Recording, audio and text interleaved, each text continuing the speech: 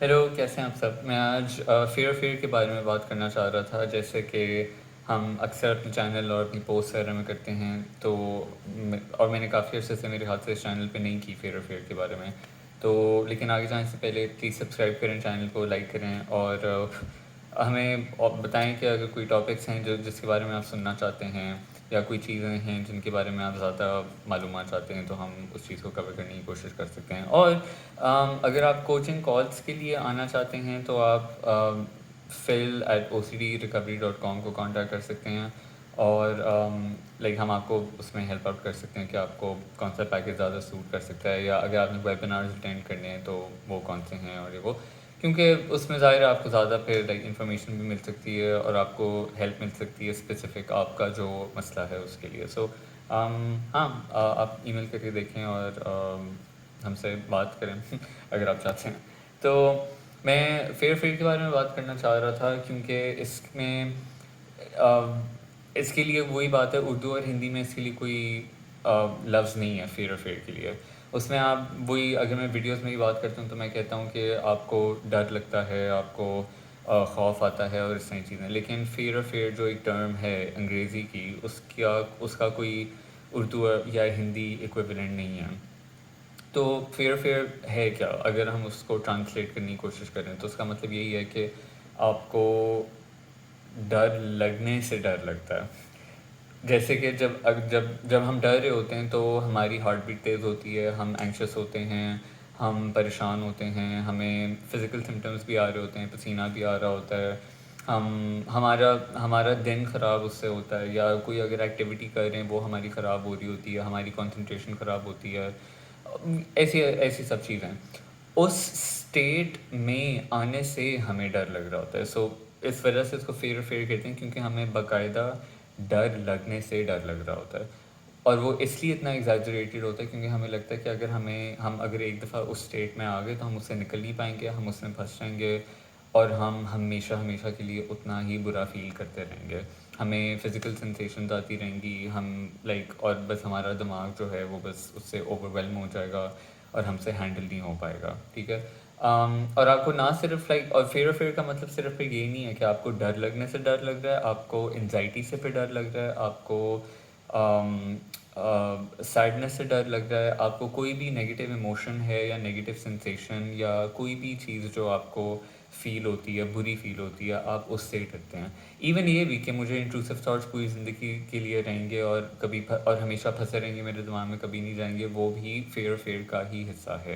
क्योंकि फ़ियर का जो दूसरा मतलब है वो ये भी है, फंसे रहने का डर, कि आप फंसे रहेंगे, आप कभी बेहतर नहीं होंगे। और ना सिर्फ वो, बल्कि आपकी आपकी जो हालात है, जो आपके हालात हैं, और जो आपकी हालत है, वो ओवर टाइम जो है वो बल्कि मज़ीद ज़्यादा बुरी होती जाएगी। तो वो फ़ियर है। लेकिन जो मैं इम्पोर्टेंट बात इसमें आज जो करना चाह रहा था स्पेसिफिकली, वो ये भी है कि फ़ियर से फिर मज़ीद आगे होता क्या है। उसमें कई चीज़ें आ जाती हैं, ठीक है। क्योंकि लोग फिर कहते हैं कि अच्छा फ़ियर है तो मुझे, लेकिन मैं उसके लिए एक्सपोजर्स क्या करूँ, मैं उसके लिए लाइक मैं रिकवरी वर्क मेरा क्या है उसके लिए जो मुझे करना पड़ेगा ताकि मैं बेहतर हो सकूँ। और वो लोगों को कंफ्यूज करते हैं क्योंकि उनको होता है कि अच्छा उसको किस डिफरेंट तरीके से सोचूं, उसका पर्सपेक्टिव क्या होगा, ये वो। तो उसमें 3 चीज़ें मैं हाईलाइट करना चाह रहा हूँ जो फ़ियर की वजह से फिर हम करना शुरू हो जाते हैं। ऑब्वियसली इसमें कंपल्शंस और अवॉइडेंस इन जनरल हैं, तो आपकी जो भी थीम है उसमें आप कंपल्शंस करना लग जाएंगे। आप जिन चीज़ों से आपको डर लगता है, जो चीज़ें आपको ट्रिगर करती हैं, उनको अवॉइड करने लग जाएंगे। वो सब चीज़ें तो हैं, लेकिन उसके अलावा मज़ीद ज़्यादा आपकी पर्सनैलिटी पे उसका क्या फ़र्क पड़ता है, मैं उस चीज़ के बारे में बात करना चाह रहा हूँ। तो पहली चीज़ ये है कि आप रिस्क एवर्स हो जाते हैं। अगेन मुझे उर्दू हिंदी में उसका कोई लफ्ज़ नहीं आता, लेकिन वही है कि आप कोई भी किसी चीज़ का चांस नहीं लेना चाहते, आप ज़रा सा भी रिस्क नहीं लेना चाहते। आपको लगता है कि अगर आप रिस्क लेंगे तो सब कुछ बस तबाह और ख़राब हो जाएगा, और कि आपको हर वक्त जो है, जो आपको हर वक्त सोचना है कि कोई भी रिस्क ना लिया जाए, क्योंकि इतना सा भी जो रिस्क है वो लगता है कि वो आपकी ज़िंदगी के लिए टेक ओवर कर लेगा। और फिर इसमें अगेन इसमें सिर्फ कंपल्शंस की बात नहीं है। अगर आपको जैसे कि हार्म ओसीडी और आपको लगता है कि आप अपने ख़ानदान वालों को कत्ल कर देंगे, सिर्फ वो वाला रिस्क के वर्जन सिर्फ नहीं है। लेकिन आप एज अ पर्सन इवन अगर आप बिज़नेस करते हैं तो आप बिज़नेस में रिस्क अवर्स हो सकते हैं। या अगर आपने कोई नया जैसे कि लैपटॉप लेना है तो आप नया लैपटॉप लेने से पहले आप 10 दफ़ा सोचेंगे, क्योंकि आपको होगा कि मैं कोई ऐसी चीज़ ना लूँ जो कि जिस पे मेरे पैसे ज़ाया होंगे, या जो काम नहीं सही करेगी, या बाद में मैं रिग्रेट करूँगा, या मुझे उसके बारे में बहुत ज़्यादा गिल्ट होगा, या मैं शर्मिंदा होऊंगा। इस तरह की चीज़ें। तो रिस्क वर्जन जो है वो, और फिर हम डिसीजन मेकिंग हमारी उससे बहुत ख़राब होती है। ये दूसरा पॉइंट है कि हम डिसीजंस लेने में हमें बहुत मुसीबत होती है, क्योंकि हम हर चीज़ सोचना चाह रहे होते हैं कौन सी बेस्ट डिसीजन है, और कौन सी डिसीजन में सबसे कम अ, आपको नुकसान होगा। तो हम काफ़ी लोग जो होते हैं वो कोई डिसीजन फिर नहीं करते, और वो दो चीज़ों में फंसे होते हैं। और एक जो कॉमन एग्जांपल है जो कि मतलब हाँ, मतलब कोई इतना बड़ा खौफ नहीं है, लेकिन जब आप उस मोमेंट में होते हैं तो आपको लगता है कि नहीं, आपको सही से अभी डिसाइड करना है, जो कि है किसी रेस्टोरेंट जाके मेन्यू में डिसाइड करना है कि आपने खाना क्या है।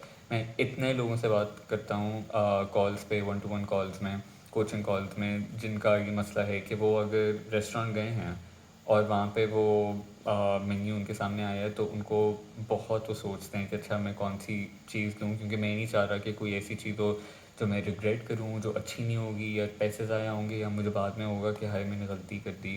वो सब चीज़ें तो इन डिसीजन, या जो एक आपकी लैक ऑफ डिसीजन है, वो फिर बहुत मेजर चीज़ वो भी हो जाती है।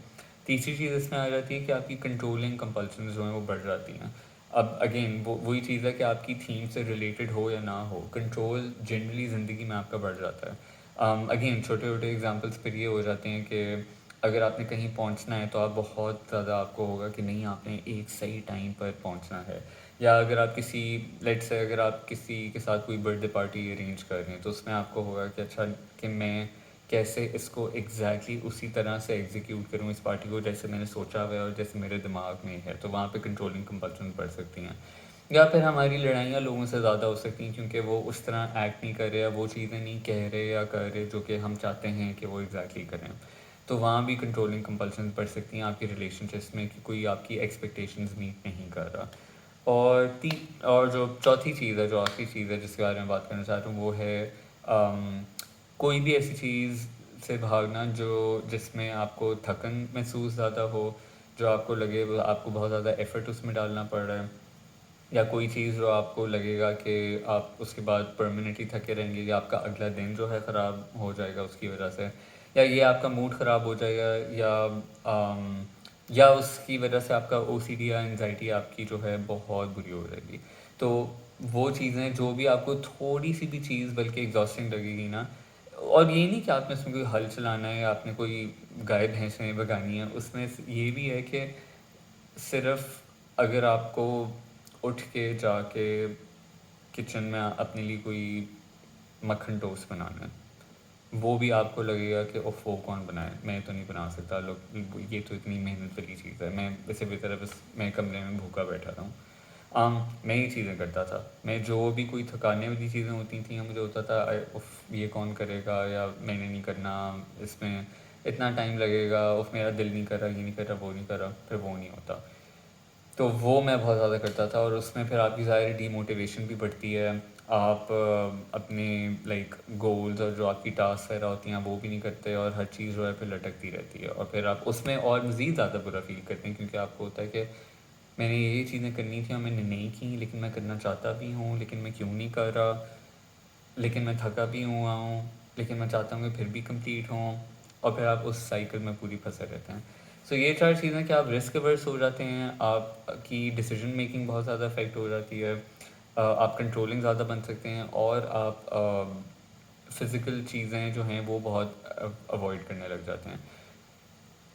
अगर आपको अगेन जैसे कि एग्जांपल है कि अगर आपको हार्म ओसीडी है, पीओसीडी है, हेल्थ ओसीडी है, कोई कोई भी अगर आपको और थीम है, ये चीज़ें भी अगर आपकी साइट पे चल रही हैं, इन पर भी काम करना उतना ही ज़रूरी है। उस टाइम आपको लगेगा कि मुझे इस पे क्यों काम करने की ज़रूरत है, क्योंकि इससे क्या फ़र्क पड़ेगा, लेकिन बहुत ज़्यादा फ़र्क पड़ता है, क्योंकि इससे आपके पर्सपेक्टिव्स और आपकी थिंकिंग इतनी ज़्यादा चेंज होती है। जब आप छोटी छोटी चीज़ें अपनी ज़िंदगी में चेंज करना शुरू करते हैं, उससे ही इनफैक्ट आपकी एबिलिटी अपने फ़ियर और एंजाइटी को हैंडल करना वो बहुत बेहतर हो जाती है।